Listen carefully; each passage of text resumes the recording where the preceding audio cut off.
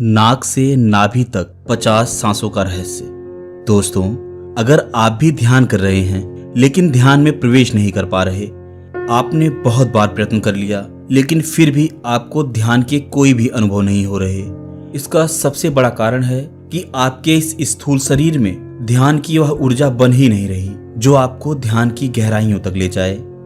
ध्यान की गहराइयों में जाने के लिए आपको नाक और नाभि के संबंध को समझना होगा, और यह नाक और नाभि का संबंध हमारी सांसों से जुड़ा हुआ है।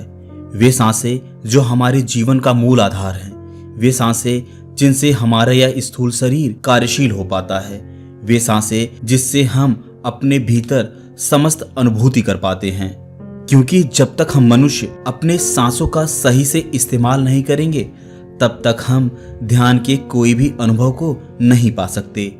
हर मनुष्य के जीवन में एक एक सांसों का बहुत महत्व है, और ये एक एक सांसें ही हमारे जीवन को गति देती हैं।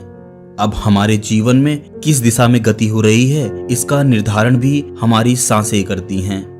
जैसे उथली सांसें हमारे जीवन को नकारात्मकता की ओर ढकेलती हैं, नेगेटिविटी की ओर ढकेलती हैं, जबकि हमारे नाभि तक ली गई सांसें हमें आध्यात्म की ओर ढकेलती हैं, समाधि में प्रवेश कराती हैं, ध्यान की उच्च अवस्था में प्रवेश कराती हैं। और सजगता पूर्ण ली गई ये सांसें ध्यान की चौथी अवस्था, तुरिया अवस्था का भी अनुभव करा सकती हैं।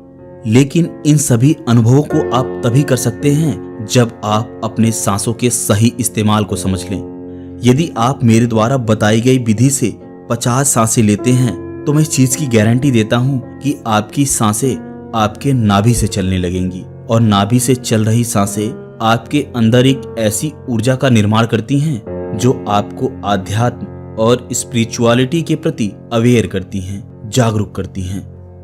अब आपके दिमाग में यह प्रश्न आ सकता है कि आखिर नाभि तक ही सांस क्यों ले जाए। दोस्तों, नाभि हमारे इस समस्त शरीर का सेंटर पॉइंट है, और इस सेंटर पॉइंट से ही होकर हमारे शरीर की विभिन्न नाड़ियां जुड़ी हुई हैं। और जब हम नाभि तक गहरी श्वास लेते हैं, तो श्वास के रूप में हमने जो प्राणवायु को अपने शरीर में खींचा है, वह हमारे नाभि पर एकत्र होकर हमारे शरीर के विभिन्न नाड़ियों, विभिन्न ऊतकों और विभिन्न कोशिकाओं तक पहुंच पाती है। हमारे इस नाभि के द्वारा ही इस समस्त शरीर का पोषण किया जाता है, न केवल पैदा होने के बाद, बल्कि जब एक शिशु अपने माँ के गर्भ में होता है, तब भी वह इसी नाभि के माध्यम से ही जुड़ा रहता है, और शरीर के लिए उपस्थित सभी पोषक तत्व इसी नाभि के माध्यम से लेता है। इसीलिए इस प्रकृति ने हमारे इस स्थूल शरीर के लिए नाभि को ही केंद्र माना है। तो जो भी साधक अपनी ध्यान की अगली अवस्थाओं में प्रवेश करना चाहता है, तो उसे अपने शरीर में ध्यान की ऊर्जा का निर्माण करना होगा, और यह ध्यान की ऊर्जा का निर्माण केवल नाभि तक श्वास लेकर ही किया जा सकता है। क्योंकि हमारे समस्त शरीर का संचालन इसी नाभि के द्वारा किया जाता है, तो हमारे लिए ध्यान समाधि की अवस्था भी यही निर्धारित करती है। आपने देखा होगा कि सांस लेते वक्त आप अपनी श्वासों को फेफड़े से ही बाहर फेंक देते हैं, या जब आप सांस लेते हैं तो आप केवल अपने फेफड़ों तक ही सांस को महसूस करते हैं। उसके बाद आपको यह पता ही नहीं चलता कि श्वास आपके नाभि तक जा रही है या नहीं। यही मनुष्य की सबसे बड़ी गलती है। वह ध्यान तो बहुत करता है, बहुत से प्राणायाम करता है, परंतु जब वह अपनी उथली सांसों को अपने फेफड़ों से ही बाहर फेंक देता है, तो कैसे उसके अंदर सजगता का निर्माण होगा, उस ऊर्जा का निर्माण होगा जो उसके ध्यान के लिए अति आवश्यक है।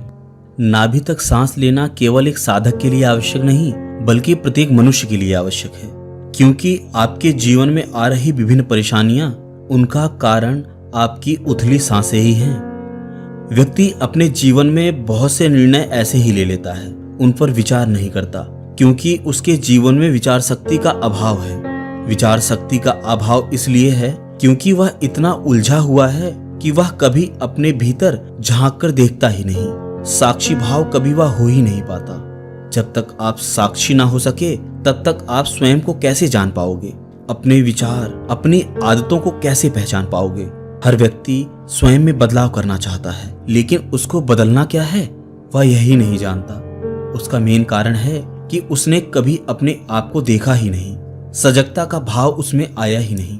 और वह सजग तो तभी होगा जब वह नाभि तक श्वास लेगा, एक गहरी श्वास लेगा, डीप ब्रीथिंग करेगा।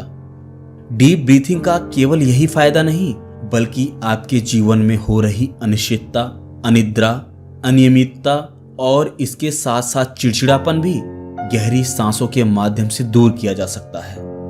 ये गहरी सांसें न केवल व्यक्ति के आध्यात्मिक बल्कि सामाजिक जीवन में भी बदलाव लाती हैं और एक बदला हुआ व्यक्ति स्वयं के साथ साथ इस समाज को भी बदलने का प्रयत्न करता है। एक अच्छे समाज के निर्धारण के लिए व्यक्ति का साक्षी होना बहुत आवश्यक है, क्योंकि वही व्यक्ति विचार विमर्श कर सकता है जिसमें पेशेंस हो, शांति हो, समझने का भाव हो। वह व्यक्ति कभी किसी समस्या का समाधान नहीं दे सकता जो अग्रेसिव हो। इसीलिए यदि आप स्वयं में शांति पाना चाहते हैं, जीवन में बदलाव चाहते हैं, स्वयं में बदलाव चाहते हैं, तो आपको ध्यान के इस प्रयोग को अवश्य करना होगा और नाभि तक श्वास की स्थिति को पहचानना होगा। तो यदि आप अपने जीवन में शांति पाना चाहते हैं, ध्यान के अनुभव करना चाहते हैं, तमाम समस्याओं से बचना चाहते हैं, तो मेरे द्वारा बताई गई यह 50 सांसों के रहस्य को समझ लीजिए। आपके जीवन को बदलने की गारंटी मेरी है। तो आइए इस 50 सांसों के प्रयोग को करते हैं। इस 50 सांसों के प्रयोग को करने के लिए सबसे पहले आप 50 सांसों के रहस्य को समझ लीजिए। 50 सांसों को लेने का अर्थ है कि एक नॉर्मल व्यक्ति 1 मिनट में 14 से 15 सांस लेता है, लेकिन उसे अपने सांसों की स्थिरता को बनाए रखना है और सांस लेने की इस गति को 5 से 6 श्वासों में विभक्त कर लेना है। यानी एक व्यक्ति को यह प्रयोग केवल 9 से 10 मिनट करना है और उसे अपने भीतर एक ऐसे ध्यान की ऊर्जा मिलेगी जो न केवल उसके आध्यात्मिक जगत को बल्कि उसके सामाजिक जगत को भी बदलने का सामर्थ्य रखती है। तो आइए प्रयोग को प्रारंभ करते हैं। सबसे पहले आपको अनुलोम विलोम का अभ्यास करना है। अनुलोम विलोम का अभ्यास आपको 5 से 7 मिनट करना है, ताकि आप यह जान सकें कि आप जो श्वास ले रहे हैं वह कहाँ तक ले रहे हैं। और अनुलोम विलोम के माध्यम से आप बड़ी आसानी से जान सकते हैं कि आपकी श्वासें आपके फेफड़ों से चल रही हैं या आपके नाभि से। सांस लेते वक्त आपका पेट फूलना और सांस छोड़ते वक्त आपका पेट पिचकना चाहिए। तो चलिए पहले अनुलोम विलोम का अभ्यास कर लेते हैं।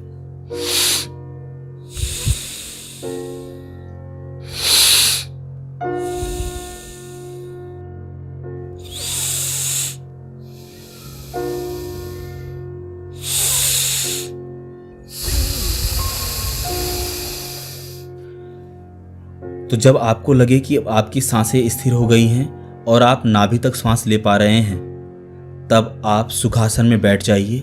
आपकी कमर और गर्दन सीधी होनी चाहिए। अब आपको सांस लेना है।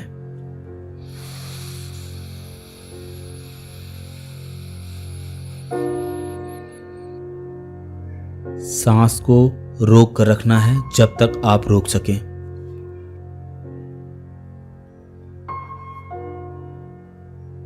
अब छोड़ेंगे।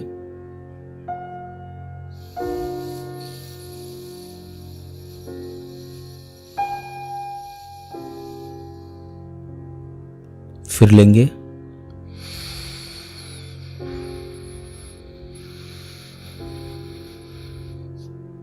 जितना रोक सकते हैं उतना रोकेंगे, फिर छोड़ेंगे।